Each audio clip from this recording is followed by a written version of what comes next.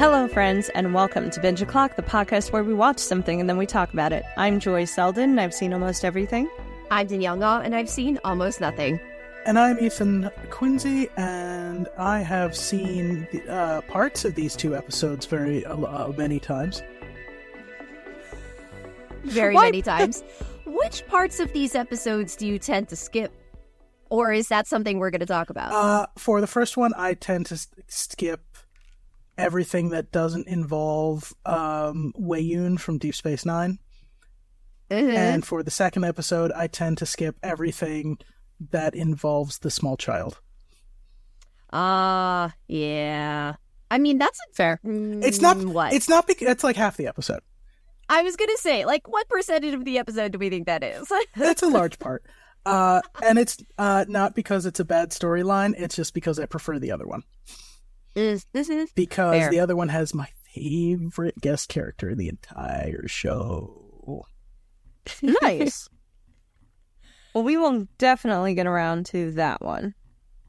Mm-hmm. I was reminding myself who that was. I can't wait until we talk about him because I have some choice things to say about him.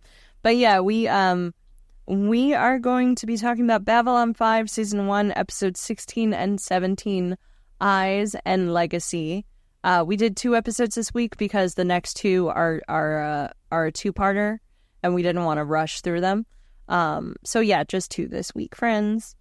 And Eyes. Ethan, would you like to walk us through that Lurker's Guide summary, which I'm sure is tasty treats? I totally have that pulled up already. Absolutely. I know. All it's right. Just a permanent tab that you have saved in your... exactly.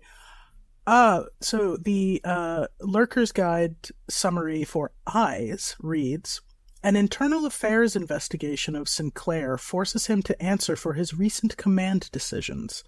Ivanova confronts a member of Psi Corps as well as her own fears when she is told to submit to a scan. Yeah, I think it was a really good idea to just do these 2 eps, Ethan, because these two really do feed into each other, even though they're like unofficial part 1 and part 2, which I think is why you mentioned that we should just do these 2 all by themselves. These 2 are just very meaty. And they do have some very similar themes, especially with regard and like a character thingamabobs. With regard to Ivanova, I got 4 hours of sleep last night, so thingamabobs is as eloquent as I'm gonna get. Zero judgment. No, absolutely none. These are surprisingly Ivanova heavy episodes. Although she is, I don't want to say she's the B plot in these episodes, but more so on the second one. More so on the second one. I think it's hard to have Ivanova be plot anywhere because I'm just she's the large personality. Yeah. But she will fill my screen anytime I need it to happen. I do think she's a much more hair. Yeah, exactly. Although I do really like the pulled back look she has in the second of these 2 episodes. Yeah. For pulled back for days. But yes. I love all of her hairstyles. I actually like at some point if you force me to pick a favorite of Ivanova hairstyle, I do not think I'll be able to. I mean, just from a military standpoint, it bugs me when she has her hair down. But she usually has her hair down when she's like relaxing at the bar at the end of a day, or between shifts, which I think is kind of fun. Wait. Oh no. Wheel? I mean, anyway. Maybe we're in space and they were like, But yeah, starting with Eyes, I think we can really just sort of pick and choose some of these favorite moments. Mm-hmm. The A plot is, I think, quote unquote A plot, is really interesting because we get more of this backstory of Babylon 5, more of the backstory of the history of like how the commander ended up being the commander in the position he's in. Mm-hmm. Even though we know that like the Minbari had so much to do with all of that, we still have this like, right, but you know, other people obviously took this personally. Yes, exactly. Like there is conflict within, I think. I don't know. Clearly I can't speak either today. But my added issue, full disclosure, dear listeners, is that I saw this episode literally a month ago and have reasonably detailed notes on what happens during this episode, but have just lost the ability to visualize or picture any of it. Sure. Well, can you imagine Garibaldi working on his motorcycle, though? I think that's the thing. Like, the parts of this episode I remember best are literally that. Like, what is the equivalent of the E plot? Which is Garibaldi not building the motorcycle, and Lanier building the motorcycle for him. Well, what I will say about that is you definitely have that as your bookends, because that's the scene we start with, is him trying to figure out this motorcycle, and Lanier coming up. Lanier? Lanier. Coming in to chat with him. And the very end of this episode, which all I could think about the entire episode was, but you're building a motorcycle and you'll never be able to ride it on a space station. And then I was proven wrong in the very last scene of this episode. That central corridor is just weirdly empty. Weirdly empty. And Lanier comes through with that Minbari fuel source, you know? Power source. Side note, my wife is Canadian, and she has been watching Babylon 5. She's way ahead of us, and she has so many opinions. But Rosemary keeps trying to pronounce Lanier's name as though it were French. So it keeps coming out Lanier. Oh, I love that. It's adorable. I will say, I guess the influence of Beauty and the Beast is just so strong in my brain. Mm-hmm. I can only get there by Lumiere. That's the only... I have to make a stop before I say his name. You know, if Lanier existed, like, as a real being, I think that he would really appreciate his name being pronounced in the French way. I think if we explained to him why that was happening, he'd get a real kick out of it, and he'd love it. The linguistics of it would fascinate him. Exactly. Because he's such a nerd. Such a nerd. I mean, that's how Garibaldi gets him to build the motorcycle in the first place. Well, Garibaldi doesn't want him to build the motorcycle. For true. Gets him to help translate the manual. But, you know, Lanier's autistic hyperfixation kicks in. And history calls. I do like the history, but that's one of my interests. I do really enjoy that Garibaldi has sort of this, like, double take, because the first thing is like, oh, he did a good job. And then the second thing is, I didn't want you to finish it. And I had actually written in my notes of like, oh, look at that. He's actually not mad at him. And then I was like, oh, I was just early. Okay. Because I think I was imagining what maybe other shows have done, which is they don't show you that middle piece. They would literally just show you the whole motorcycle is now just complete. So I almost wonder if there was like, you know, if it was a little bit of padding for an addition in the episode of like, hey, we've got this E-plot. What if we like added an extra scene because we're running a little short, you know? For the listeners, we're calling it an E-plot because it is very fluffy, but there is actually only 2 plots in this episode. There's plot A, there's plot A-A, and then there's plot E. Yeah, and then there's E. I would almost say there's like mostly one plot in this entire episode. No, that's 100% accurate. It's the couple of, it's the overarching sort of internal affairs investigation with sort of a little subplot cul-de-sac of the Psychor half of this internal investigation trying to be friends with Ivanova, which is actually really sweet. Also, I need to note, this Psychor officer, employee, this Psychor person, his name is Harriman Gray, which is just a wonderful, like, golden age sci-fi sort of name. Harriman. But it's also, he's played by Jeffrey Combs. Yes. It's a young Jeffrey Combs before he started his string of Star Trek appearances. Oh, what a great question. And I think this is 92 or 93. Yeah. So it's before he turned up on Deep Space Nine as Wei-Yun, as Brunt, as a couple other characters. I looked it up. Long before Shran. He has played a total of 9 Star Trek characters in his tenure. 9. What? On screen, like they literally dub them like on-screen characters of 9 characters. Other folks might also recognize Jeffrey Combs from various voiceover gigs. He does add his voice to a bunch of other things as well. Yeah, he's also got a long-running one-man show that turns up in Sleepy Hollow, where he plays Edgar Allan Poe. Sleepy Hollow, New York is a real place. For the listeners, Sleepy Hollow, New York is a real place.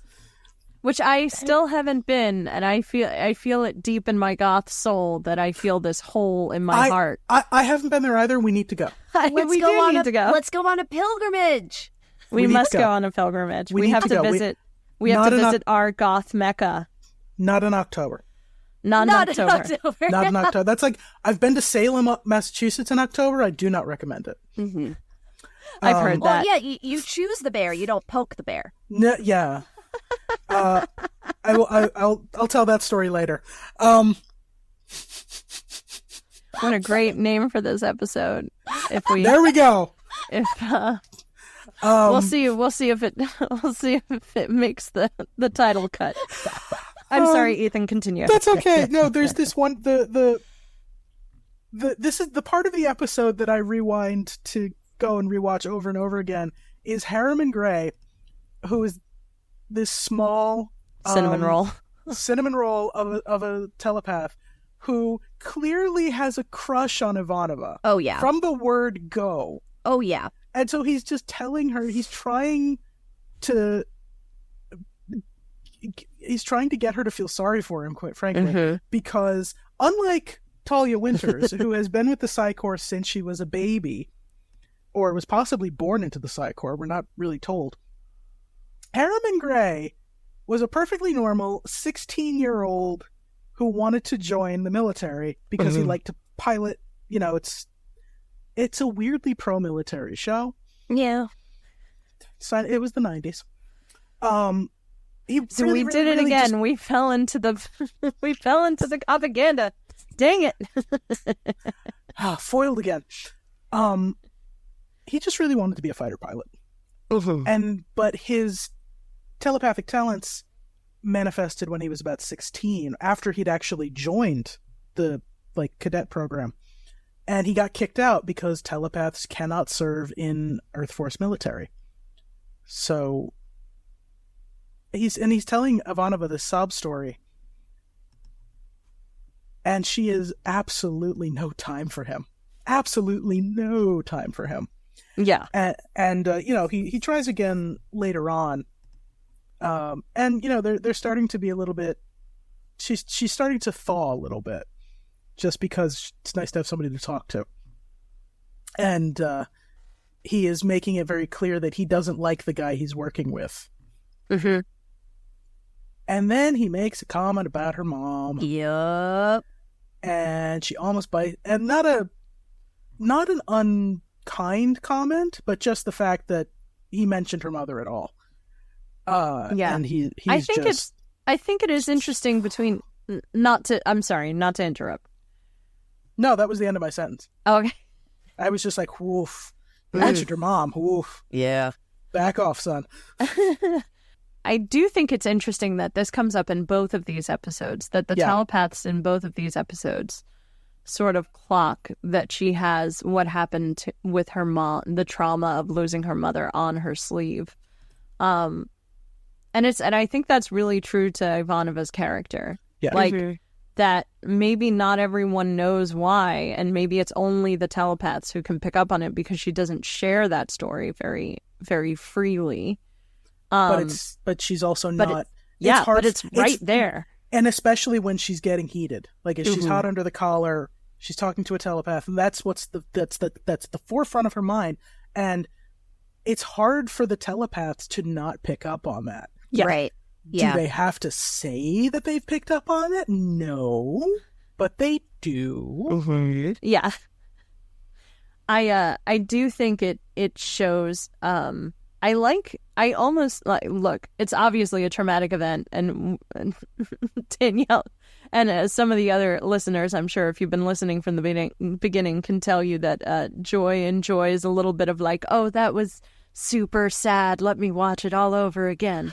But there is something about like a very hardened, sort of thick-skinned character who has this one chink in their armor that they can't possibly hide, right?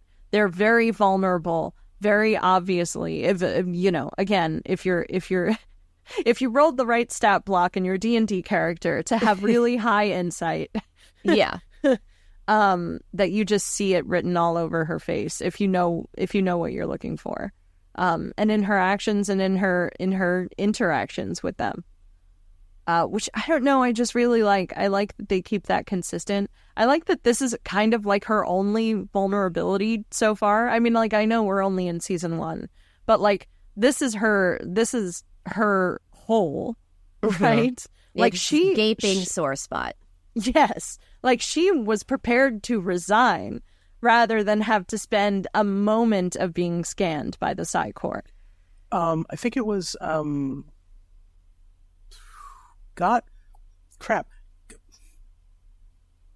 guy who voiced Batman in the animated series. Please help me out here. Oh wow, Kevin Conroy. Yes, Kevin Conroy. Thank you. He said, "You're welcome." You got me there with Kevin. Yeah. Kevin. Kevin Conroy, who voiced Batman, said towards the end of his life when he was asked about playing Batman and what he brought to the character, he said something that's actually kind of stuck with me with regard to thinking about characters. And he said, I had to find the wound in him. And once when I found it, it felt, you know, I had spent so long living with my own wound. And trying to hide it. And so when I found his, it informed how he played the character. That, to me, is most evident in this show with Ivanova. The actress is given this specific piece of information. And I don't know how much they were told about their characters beforehand or how much they found out when they got the script on the day. But once Claudia Christian had this one thing about Susan, it's in everything she does. Yeah, it informs her character, absolutely. From even in episodes where we don't even see the Psi Corps. And, you know, you can hear it in her snarky remarks. You can hear it in all this other stuff.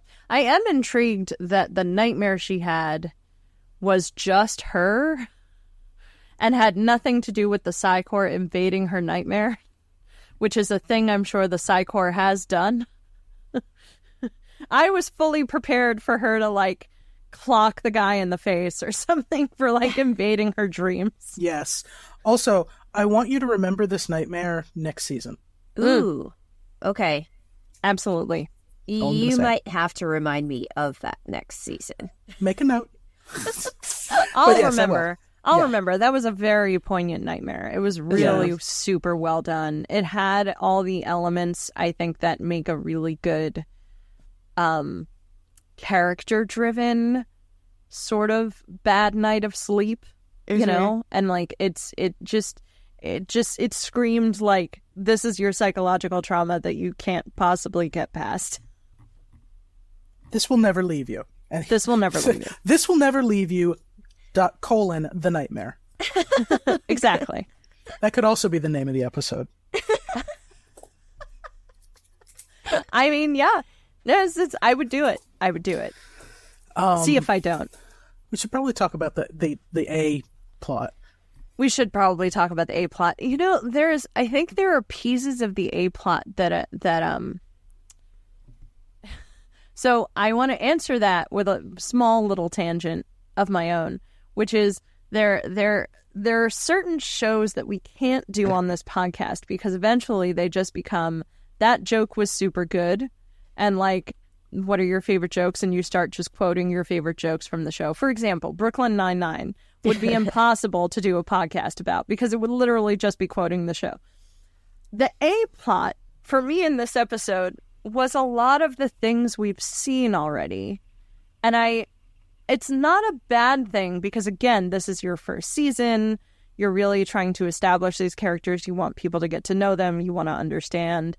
I'm not mad about it, but at the same time, I don't have a whole lot to say about it. I am really interested. Here are the things I liked about it. I do love anytime we get to see Crazy Commander because he's my favorite. Absolutely love it when the commander is just like, let's throw caution to the wind and be absolutely insane for like 4 minutes on screen. I did also super enjoy the Aaron Franks character's 90s bad guy British voice. Oh yeah, spectacular. It was so campy and so thick, complete with Scar, like 10/10, amazing villain, no notes. I did appreciate how elaborate his scheme was, like, and also how easy the commander was able to like poke holes in it.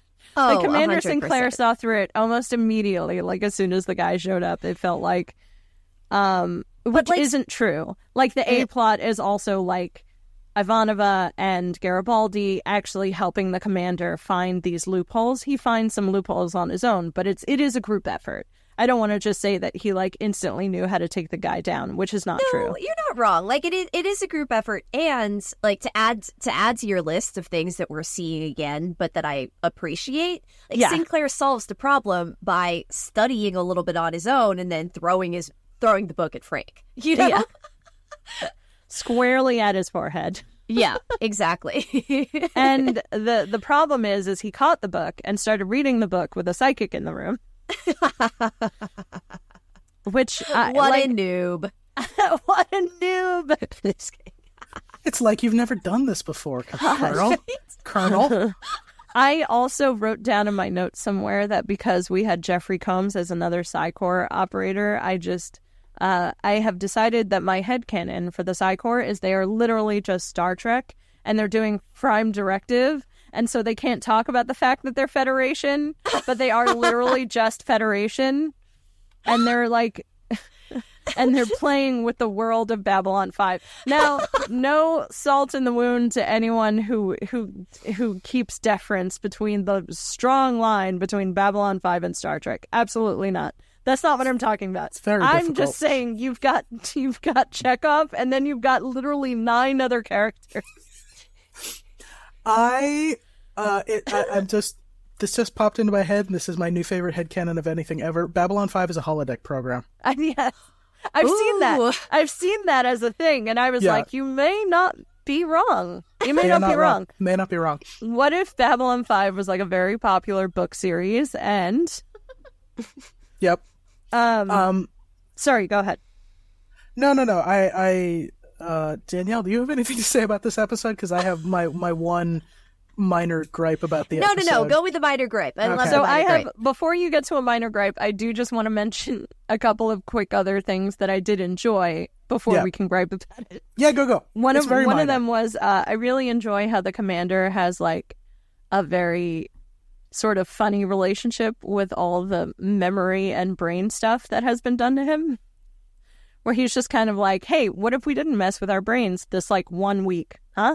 I'm kind of tapped out this year. You know, like, bless you, man, for like dealing with all the nonsense they put you through. I also think it's very interesting, like, the motorcycle aside, because I do imagine, like, yes, you would have a paper manual for that, which, by the way, one of my favorite science fiction tropes is this, you're making a futuristic show in the year X, and you've decided to bring in a thing that came out in year X because it's like a 1992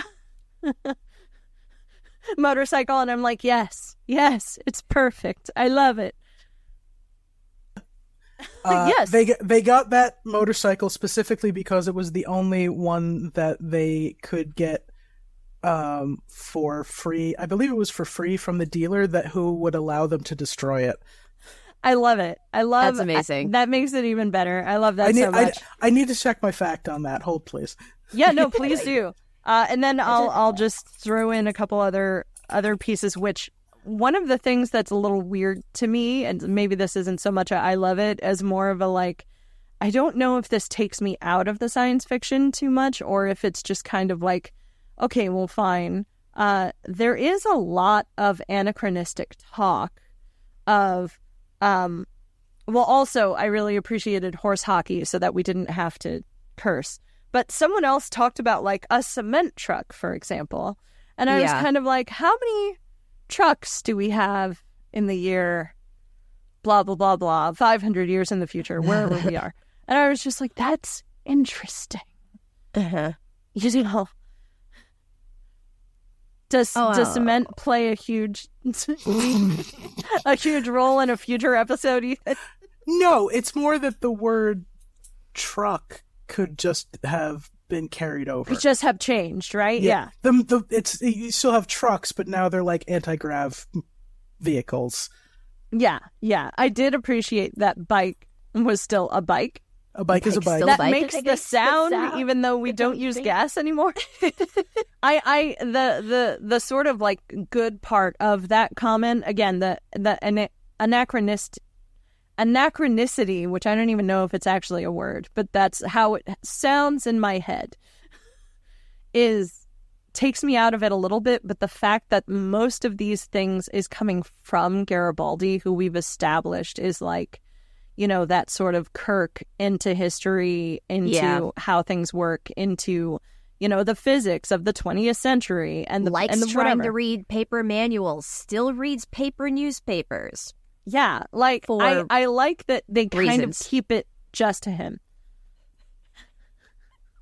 They come back. The newsreel. They come back. They went away. They came back. They went away again. And now they're back. They're having a renaissance. Anyway, sorry. Yes, you're gripe. It's retro. You're gripe, sir. It's very minor, but it's, I don't think I ever noticed this when I was younger. But I find it kind of interesting that they went out of their way to make the villain explicitly Jewish. Because of the Frank's last name? No, that's not his name. His name is Colonel Ari Ben Zain. Oh, wait. Right. Why do I have his name written down? Do I have his name written down wrong? Aaron Franks was the alias he used. Aaron Franks was the alias. They were throwing around Aaron Franks like for a whole 5 minutes, so that's the only name I wrote down. Oh. The character's name is Colonel Ari Ben Zain, and he specifically tells Sinclair that he got the giant scar on his face leading freedom fighters on New Jerusalem. Oh, yes. I did pick up on that piece of it. I missed the name completely. Yeah. And it's like, it's one of those, you know, I do appreciate Babylon 5 for having characters who are explicitly coded Jewish or stated to be Jewish. Mm-hmm. It's just, it feels uncomfortable. Mm-hmm. Sure. With this particular character. And I might have felt uncomfortable in the 90s as well. I was not really watching the news when I was 14. Yeah, I feel like I need to do like a mental inventory because or maybe this is something we would have to think about once we've seen more of the show, because how does the show do generally when it comes to balancing their other characters who are explicitly Jewish? Right, like the ratio. Are there other ones? Ivanova. We have Susan. We have the good Jew. I was going to say, we have the one good Jew representation. I will have to watch more of the show to see if there are more good Jews. I will say I can't think of any other ones specifically. It's just the fact that you have not just someone who's explicitly Jewish, but somebody who's basically a space Israeli. Yeah. And he is this vengeance-driven military man. Yeah. And it's a very like Javert character. A very black and white, but also we made him a zealot. Yeah. And I don't know how I feel about it. Like space Zionist. I had kind of, I don't even know if I probably just missed his actual name. I did clock the New Jerusalem, which I think at the time I kind of just clocked that up to the people who were in the position to accept the Babylon 5 commander position were people who had ground troops, like led physical armies into battle, and not necessarily in the coldness of space, right? Like that was sort of the takeaway I got, which, depending on the hierarchy of the times and the society we're talking about, does kind of make sense of just like, yeah, you're not like in a little space fighter, you're on a space station, which is different. You're with these people all day, every day, and you have to find, interesting solutions to problems and things like that. But yeah, I didn't clock it at all. I mean, just to drive your point home, it would make much more sense on paper for someone like the Colonel to be in charge of Babylon 5, somebody who is used to dealing with large amounts of people. Right. Mm-hmm. And I don't think we find out one other person who was on the short list. Yes. And you find out that he was a celebrated war hero during the Earth Minbari War. And so yeah, the Sinclair should never have been accepted. Had never been considered for this position, and he wouldn't have been if it hadn't been for those damn Minbari. Speaking of, is that a good segue to the next episode? I think so, yes. Yay! Yay! My notes on very the next efficient. My notes on the next episode are in pure Babylon 5 fashion. I take so many notes on like the first episode I watch, and then they dribble out into they start bleeding into other stuff. But yes, also, legacies. Like, to Ethan's point earlier, there is a lot in this second episode that I was just like, I know that this is the A plot, but it is reading as fluff, just pure fluff. Like, can I watch this on 1.5 speed? I don't know which part you're talking about, actually. Is it not the Minbari warrior? Like you're calling it fluff, but it maybe fluff is the wrong word. I don't know what the word is for it. It's okay, so it's low stakes. How do I phrase this? It's the plot that's meant to seem low stakes. Yeah, sure. Because it becomes important down the road. That's fair. And I do think they did a good job sort of foreshadowing that, like, this isn't just a run-of-the-mill, like, you had to be looking very carefully, but it's one of those, if you think about it a little too hard, you have a character who is just really super interested in, kicking up conflict again. And like at the drop of a hat, he'll just be like, hey, wars have been fought over smaller stuff, buddy. Let's go. And I was like, oh, slow your roll, buddy. Oh, wait. Yep. It's so funny. The parts of the episode. Oh, sorry. Go, Ethan. I should read the overview. Sorry. Yes, go ahead. Nobody knows what the episode's about yet.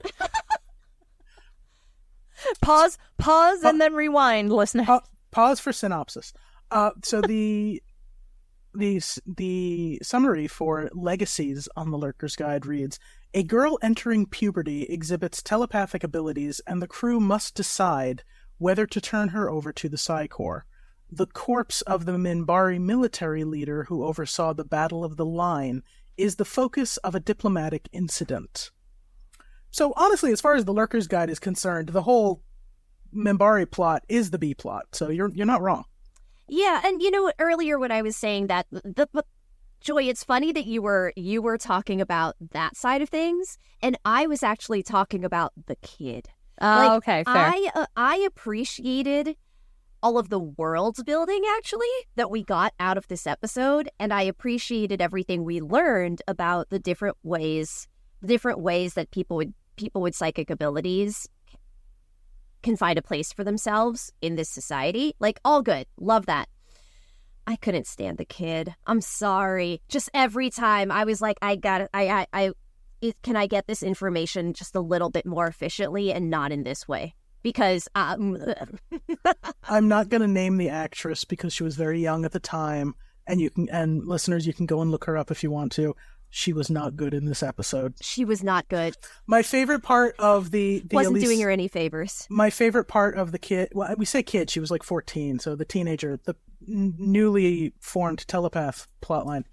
My favorite part of it was Natoth's line, good idea about the teeth. Yes, I wrote that line down too. I loved Natoth. And see, this is what I mean. Like, everything happening around the kid, great. A+, love it. The kid, I had to just look at my phone now every I now need to and then. know how old the actress was in this. Hang on a second. I don't know how old the actress was. The character was supposed to be like 13 or 14. Yeah. Also, I feel like this is a very hysterical episode to be recording at the beginning of Pride Month, because Susan and Talia are just being such angry parents fighting over custody. Oh my gosh. I was gonna, like, one of You the may not be things wrong. I wanted to talk about in this episode is like, okay, so what's everyone saying? Who ships whom? Because do we ship Susan and Talia or do we not? I don't know. I'm not sold. I'm halfway. I know what happened, so I don't get to have an opinion. Okay. All right. Let me just say I've been keeping a very close eye on them since literally the pilot of this show. I'm pretty sure there's a moment between them that I commented on in the pilot. I, honest to God, think it just suffered from the writing.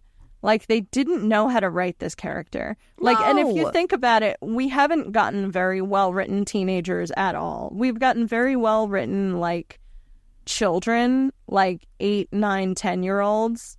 But we've gotten, like, star-crossed lover teens and her. And it's like, I think one other character? Did I miss somebody? No, I don't think so. No, I was going to say a word in defense of the writer, but it's less defense and more fanboying. Well, but 'Cause I mean, I think there is a level of, she has been alone since she was 12. She's stolen everything she's ever gotten so that she can sell it so that she can have credits to eat. She doesn't have any parents and hasn't for the last minimum of 2 years. And suddenly she's a psychic. And everyone's like, here's all these opportunities. And I'm like, yeah, no, this tracks.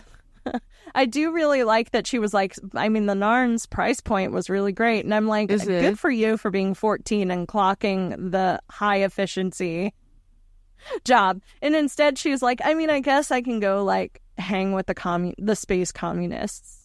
Like, and they'll just take care of me or whatever, and I'll just be a psychic for them. That's cool. Like, I do like that it lands on, if my base needs are met, I guess I won't have to steal. But yes, sorry, Ethan, you were about to say a thing. Yeah, I'm trying to remember what I was going to say. The writer, something about the writer. Yeah. The writer for this show, the writer for this episode, I think, was actually much more interested in the Minbari. Yes. And the reason I would say that's correct. The reason I think that is because the writer for this episode was DC Fontana. Joy, ask Nella if she knows who DC Fontana is. My point is, she liked to write about aliens. She didn't like to write about people. People. She wrote The Journey to Babel, which is all about the relationship between Spock and his parents. Oh. You know, this all tracks because I think that you're right, because it kind of shows, right? Yeah. It shows in the writing of the episode that I think there was a lot of care put into those parts of the episode. And there's a reason I think that's the A side. Yeah. There's a reason I think that's the A plot.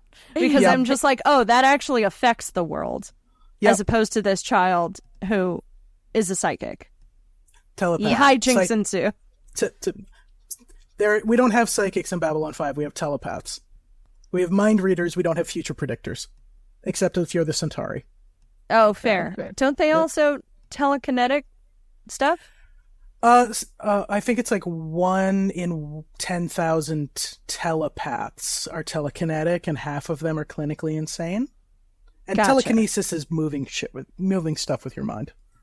Right. No, that's why I use psychic in the like, we're going to be in the 20s and we're going to be like, hey, your table's shaking. It must be a ghost. Yeah. Like that kind of literally, I use psychic to mean that you talk to ghosts. It's also like, not for nothing. It's also confusing that they are not confusing, but it does throw my brain off that they're literally called a Psy-Core. Yes. This is the other thing. Yeah. You know, and it's like, well, if you stick that in my brain, then I am, in fact, going to refer to them as people with psychic abilities. Yes, but I'm your friendly neighborhood pedant, and I'm going to correct you. I'm just going to have to find the title that Talia Winters has and just call them that. She is a Psycor P5. Ugh, well, that's not going to help. She's a telepath. I'll just start saying P whatever. She's a P. She's a P. P4 minimum. She brainstormed herself. She's a P5 Meanwhile, minimum. this kid's like a P10, right? Yes, maybe even a P12. These sound like diagnoses. Yeah, seriously. Okay, Interesting. Let's talk about the Minbari. I freaking love this episode for the Minbari, and the plot is paper thin. I love the guest character. I do. I know he is an absolute bastard, and he's whiny about it. His name is Neroon, and I love him. And number one, it's a voice thing. I am enamored of this actor's voice. Yeah, John Vickery. John Vickery, who is, for Broadway nerds, the original Scar from The Lion King. Oh, that's cool. He can't sing. But if you've ever listened to The Lion King on Broadway, the original soundtrack, Scar doesn't sing. He does the speak-sing thing. Yes, yeah. Which was true in the movie. I've also called John Vickery the poor man's John McLaughlin. I would call, Kyle MacLachlan, sorry. Kyle MacLachlan. Or the poor man's Jeremy Irons. Yeah, but he looks like have you seen a picture of him without all the stuff? Like he looks like Kyle MacLachlan. He looks like a very fleshed out Kyle MacLachlan. Yeah. He has jowls. Is the only difference. He's got a much rounder face. Which is funny because Neroon comes back repeatedly. Oh, which is why I like him. I'm not upset by that because I know that this character is set up to be someone that you're not supposed to like. Yeah. But the actor did so well in the role that I didn't dislike him. No. You know? And the reason that I glommed onto this character so hard is because of the final scene between him and Delenn. Uh-huh. And also throughout the episode where, she's saying that this great Minbari general who died was, Neroon's mentor and somebody he served as second in command for many, many years. But he was also, before he became a general, he was a close friend of Delenn's because he was religious caste originally. And I'm just like, there is a history between Delenn and Neroon that is never discussed in this show. It's never expanded on. But the relationship between them, the history between them exists. And it's so palpable in that final scene where she's pulling rank on him and basically threatening if he doesn't do what she says with regard to what happened to the body of this man that they both clearly adored. Yeah. Uh-huh. She will not only destroy him, but his entire clan. Yes. She does that, right? She essentially, it threatens him, so she stabbed him in the gut with this knife. And then after he finally submits, she gives the knife a little twist and makes him apologize. And the look on his face, because he says, after she says, you do what I say or I'll ruin your entire clan. And he's just like, fine, whatever. And he bows and he's like, is there anything else you want of me? And he's looking down at the floor. And she says, yes, you can go and apologize to Commander Sinclair for your terrible behavior. In person. In person. And he just raises his head slowly and looks at her in absolute horror. Yes. It's wonderful. Fantastic. And I also really love that, obviously he was going to do it. But I like that we get to see it, and I like that we get to see Sinclair be like, sure, we all make mistakes almost, being very gracious about it and having them actually, shake hands, having this really good rapport between the two of them, I think is going to be really interesting for him to come back.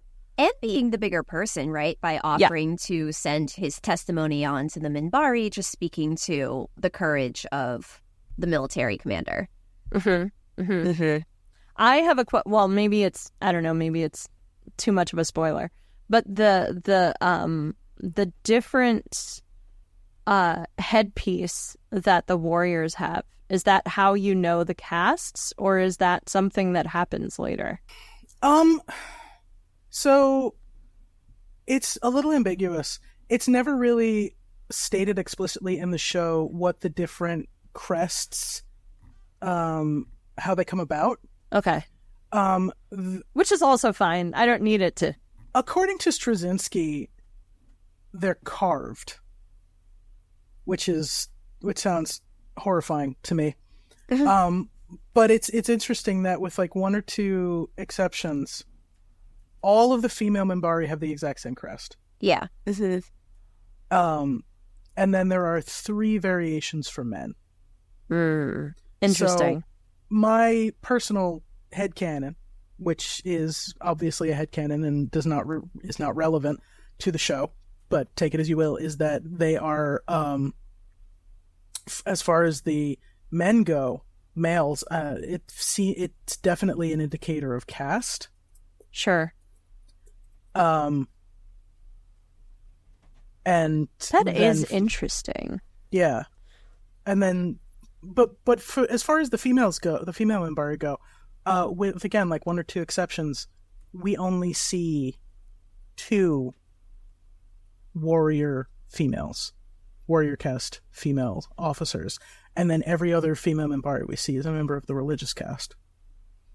That is interesting. But even within the religious caste, no, there's 1, 2, 3, there's 4 different male variations as far as the crest goes. Oh, wow. Yeah. Also, this is funny to me. It is, again, irrelevant. There are 2 or 3 points in the show and in some of the movies where you see human characters calling the thing on the Minbari's head a bone. Oh. Or a head bone. And there is always, I think it might translate as a slur into the Minbari language, because every time a human says it, the Minbari gets really mad. Yeah. But again, I would it's never elaborated on. So no, I don't actually know if it's just like natural pattern variations that the Minbari are born with. Sure. If it has to do with like sexual selection. Sure. Like peacock feathers on males. Or if it's literally just a stylistic choice, like a very painful haircut. I enjoy that it's like, I love when science fiction stuff sort of leaves little pockets and holes like that aren't super explained. It's the answer like that Worf gives about like what happened with the Klingon ridges, and it's just like, we don't talk about it. I mean, I can see why we don't talk about it. Having seen Enterprise, I understand why he doesn't talk about it. Yes, exactly.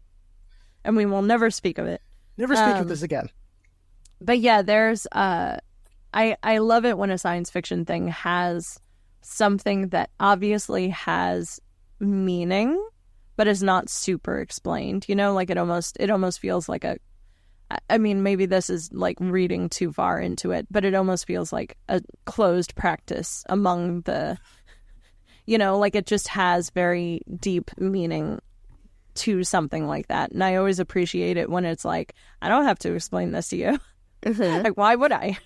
Well, that's exactly what Niran says. Is like, we do not explain our ways. Yeah. Yeah. Mm-hmm. And I think then that those almost moments... gets his ship blown up. Yes. And I think those moments create conversations like this, right? Among fans, which is, I don't know, part of the joy of watching sci-fi and getting into fantasy, you know? Yeah. Building your own personal headcanons. That's exactly why I love it. Even when they do explain it, like there are other shows that do have like, these are the reasons and the ways we have, like, you know, even within Star Trek, you have like the Trill who's just like, oh yeah, you know, the spots are like fingerprints. And I was like, every spot pattern is different. It's like a big giant fingerprint on your body. Really? Yeah. they're all different, you know, like, and then I start thinking about the weird similarities between fingerprints, and I'm like, are we sure? Have we tested? But no, I also very much love this storyline more than the other one. I do appreciate the other one, like you said, Danielle, for like some of the world building of like, this is probably where you can slot into a society and we'll just sort of, we just won't say anything and kind of let you do your thing, you know, because she's also a child and that can get complicated. And you're on a space station, so it's like airtime law where it doesn't matter. There is some jurisdictional something. Some jurisdictional stuff. Okay. But it all comes down to how much it matters. I'm going to give us a time check and to ask, wait, Ethan, did we accidentally talk about your gripe already, or do you have a separate gripe with this episode? No, my gripe with this episode was the child actor. Oh, great. We did it. Check. Yep. I do have one more things, and I think if we're at one more things, I think we can start talking about them. For both episodes or this one? No. I just have a one more thing for both. I have one more thing per episode. I love that. It's the game. Well, it's the game that they're playing in the casino in the first episode we talked about, where the guy like throws some dice or whatever, and he's like 3 nebulas in a row. And all I could think about was, so slight mini tangent, is there is a Star Trek RPG game. And when you roll an attack when you're in space battle, it actually has like explosions. And then the stuff that I'm pretty sure the stuff that is like useless, like if you roll something, it's like 1s and 2s that don't mean anything. I think it's just space. And all I could think of was dice with nebulas on one, like for 1s and 2s. And then like, I don't know, maybe like the Big Dipper and then something else, you know? It makes me think of Spaceballs. I mean, yes. Also that. It's a very like, what would crafts look like in space? I rolled a space 1. I rolled a space 1. Space 1. Space 3 nebulas in a row. Space snake eyes. Exactly. But that's my one more thing. That's it. In that first episode, I think we accidentally already talked about mine, but that's because how could I not just say everything I wanted to say about Lanier and the motorcycle? That, you know, it's all out there. My one more thing Japanese. He learned Japanese. I love his little face. I love the way he perks up the minute Garibaldi mentions history. I love that that's why he gets into it. Like, it's all good. It's all beautiful. And that he is treating it as a religious experience, as he is getting ready to something like examine the mysteries of the fuel injection system. And he says it in a very solemn, religious way, and I adore him. I'm almost a little sad it wasn't like an actual Buddhist prayer. That was my one more thing. Oh, is it? When we get to there's a spot where Garibaldi comes in and Lanier is chanting Zabagabi. That is the name of one of Bill Mooney's music albums. Because Bill Mooney had a band at the time, and that was the name of one of their albums. Oh. And when Joe Straczynski realized that, he had to have a little talk with Bill Mooney about the unauthorized advertisement. But secondly, Bill Mooney, in sort of contemporaneously with later Babylon 5, Bill Mooney and the sci-fi writer Peter David created a kids' sci-fi show for Nickelodeon called Space Cases. I remember Space Cases. Yeah, so do I. I adored it. It's so cheesy. I love it so much. And Nella just got the happiest grin on her face. Really, when really I said Space Cases. I'm pretty sure they ripped it off for Star Trek Prodigy. I mean, they probably. I mean, from what little I've seen of Star Trek Prodigy, that sounds right. Anyway, go on. The character of Catalina in Space Cases, who was the girl with the rainbow hair, at one point she was from Saturn, and or one of Saturn's moons. I don't remember exactly. And at one point she had to do a Saturnian like holiday ritual where she had to dance around the ship all day without stopping, going Zabagabi, Zabagabi, Zabagabi, and that was Bill Mooney again. I love it. I love everything about it. I love that. Wow, I haven't thought about space cases in a long time. The first Jewel state in space. And Emmanuel Jones from Power Rangers, playing a teenager when he was 30, continuing to play a teenager in his 30s. Time-honored traditions. The eternal teen. Yes. And also, shout out to George Takei as Warlord Shank. Yes. I think there's like Mark Hamill in there too. Yes, it's actually mistaken. It's Mark Hamill and Bill Mumy in the same episode. Yeah. Oh. Yeah. Mm-hmm. Interesting. I'd have to go back and take a look at that. A lot of weird cameos on that show, and this is not the last time I'm going to be mentioning space cases in relation to Babylon 5. Oh, good. This will come up again. I love that. Joy, did you have one more thing for the second episode, Legacies? Because I thought you said you had one more thing for both. No. The one more thing I had was that John Vickery is the poor man's Kyle MacLachlan because he is. He just is. He just is. I have one more thing for Legacies, which is that speaking of world building, I now know that the Pakmara exists. Yep. And I have questions. The Carrion Eaters? The Carrion Eaters. Like, wait, the what? I'm very confused why they look squid-like and not like vultures. Well, they look like the Ood. They or do rather, look like I the suppose Ood. the Ood look like them. Yeah. Time is a flat circle. Squid face. Squid but the face. fact that they... I don't know. The fact that the Carrion Eaters exist, the fact that they pump their stomachs and find various contents in there, the fact that it is well known what a Narn tastes like because the Carrion Eaters exist Are a thing. Yeah. I'm just going to all assume... of this is concerning to me. I assume for my own peace of mind that there are some sects of various species that choose to be consumed by the Pakmara after death. It's like sky burial. I do wonder if that's like the green way to die. Yeah. Well, because otherwise they just shoot your body out into space and it just drifts there forever. Which It just becomes so much space garbage. Yeah. Just, I wonder if it's like the Great Pacific Garbage Patch where like space currents just push all of these torpedo tubes full of bodies into one enormous like just cluster. A giant frozen crystal. Yeah. Floating in space bodies.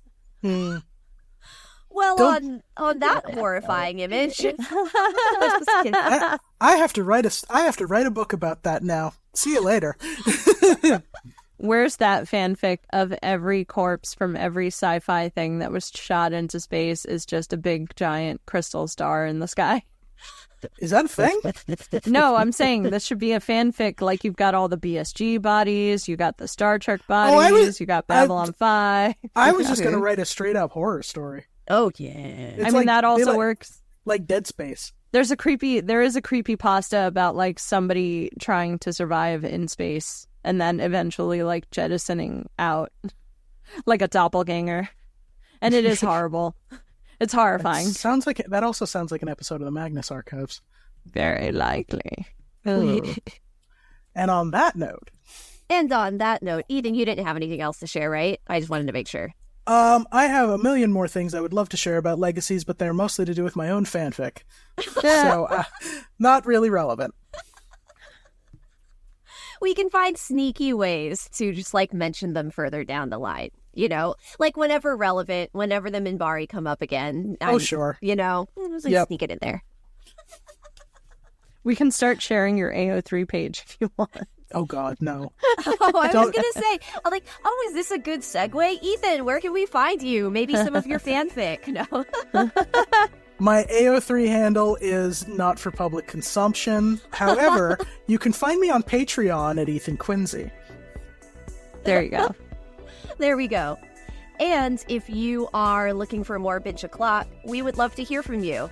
Please check us out at Binge O'Clock Pod on Twitter and Facebook, where you can answer the question, what is your favorite way to de-stress? You can also email us at bingeoclockpod@gmail.com. And don't forget, we have a Patreon. Find us at patreon.com/bachpod. That's right. Tell your friends, tell your family, tell your loved ones, tell the live lobsters in your life about Binge O'Clock, and we will see you next time.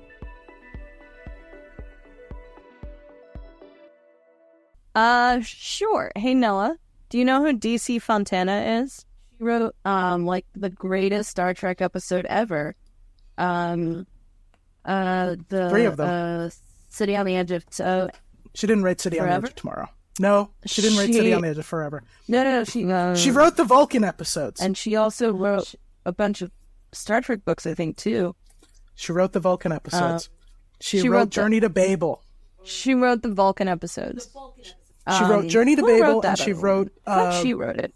No, Harlan Ellison wrote City on the Edge of You Forever. know, Ethan says Harlan Ellison wrote the other Oh, one. no, that's right. No, but no, she wrote for Star Trek. Like, she went by DC because, like, can't have a woman, like, credited for writing sci-fi, so... My point okay. being, thank you, Nella. We'll see if we add that in at as a tag in the episode, because I think that was pretty funny.